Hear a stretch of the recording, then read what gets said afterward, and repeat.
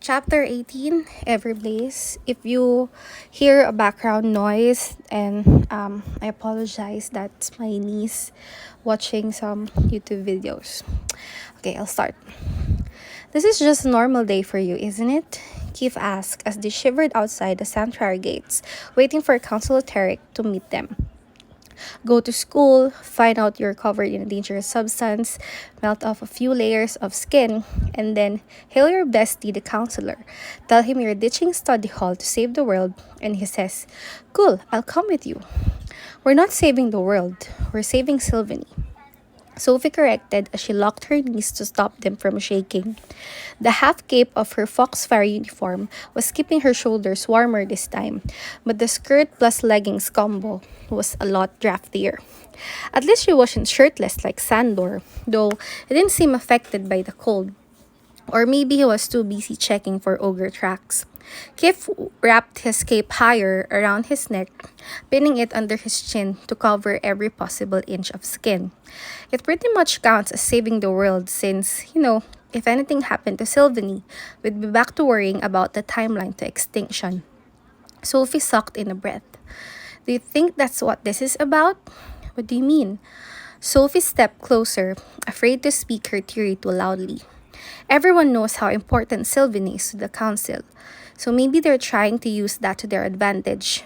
Like, as long as they have weapons locked onto her, they can force the council to give them pretty much anything they want. Kif whistled. I hate to say it, but that actually makes sense. Maybe that's why Counselor Tarek flipped when you told him. It sounded like he peed himself. Did it? A deep voice asked as Counselor Tarek glittered onto the path in front of them. The emeralds in his circlet gleamed almost as brightly as the smile he shot Keith before turning to Sophie. I suppose I was a bit startled by the news. I'm glad you felt comfortable coming to me. Counselor Tarek had programmed Sophie's importer so it could bypass the security restrictions and reach him anytime. But he always seemed surprised when she used it, and he always answered her call. He turned to Sandor, who had moved to their side, weapons drawn. Are there any threats in the area? Counselor Tarek asked him. None that I can tell, but I might not be the best person to ask.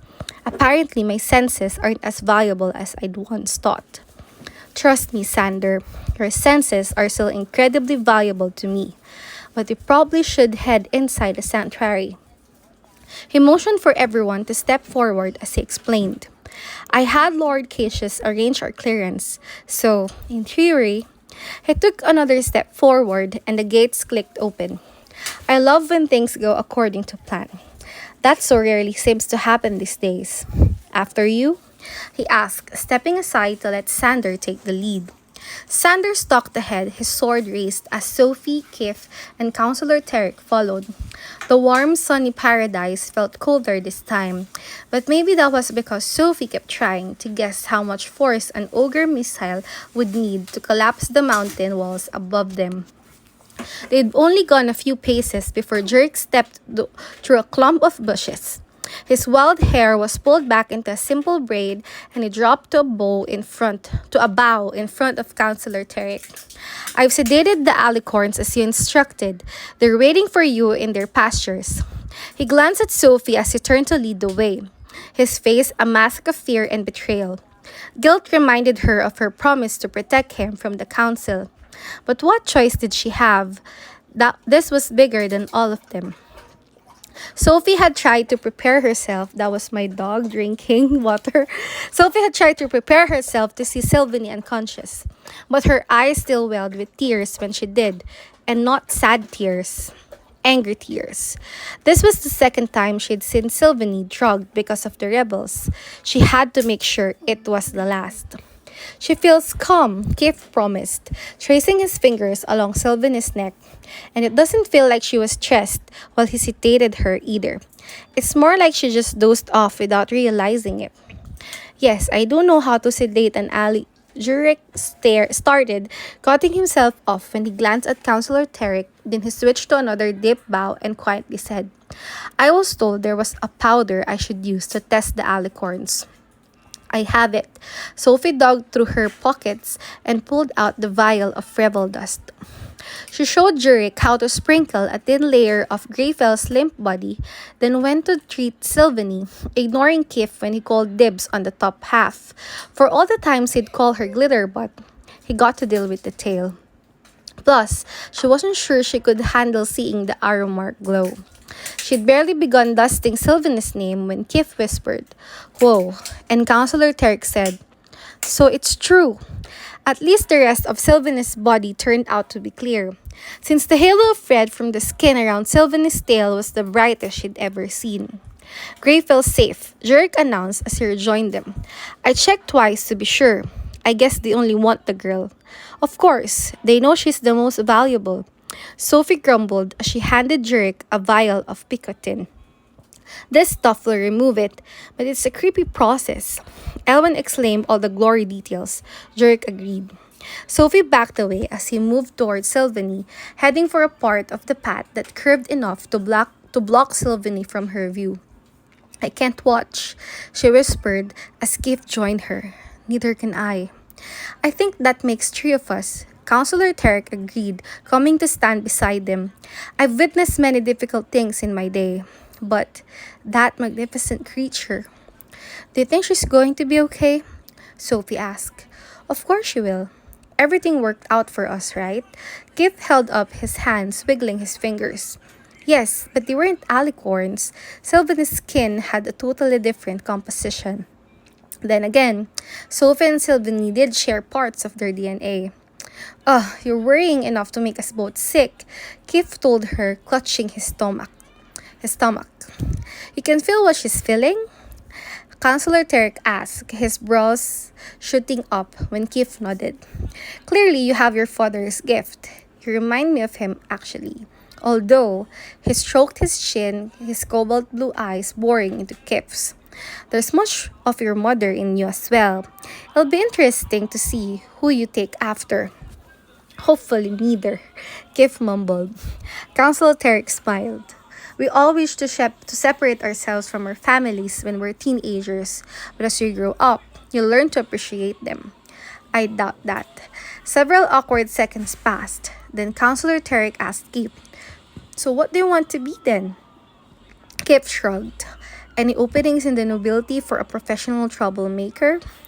That earned him a laugh, and Counselor Terek placed a hand on Kip's shoulder. "Don't sell yourself short, Keith. I see great potential in you." "Yeah, adults love to tell me that." "Yes, but I say it with a bit more authority. Need I remind you of my ability?" Counselor Terek was a discrier, the only one in the entire Elven world, which meant he was able to sense and interpret the potential of anyone he touched. Keith glanced at Counselor Terek's hand on his shoulder. "Did you just take a reading of me?" "Couldn't resist," he admitted. "I don't often perform them, since I've found that knowing your potentials tends to hinder your ability to live up to it. But I must admit, you fascinate me." "Of course I do."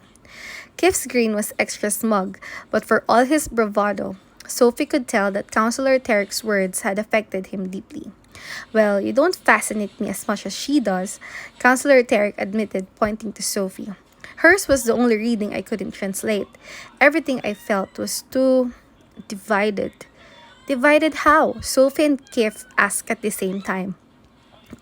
But if I told you that, it might unduly influence you.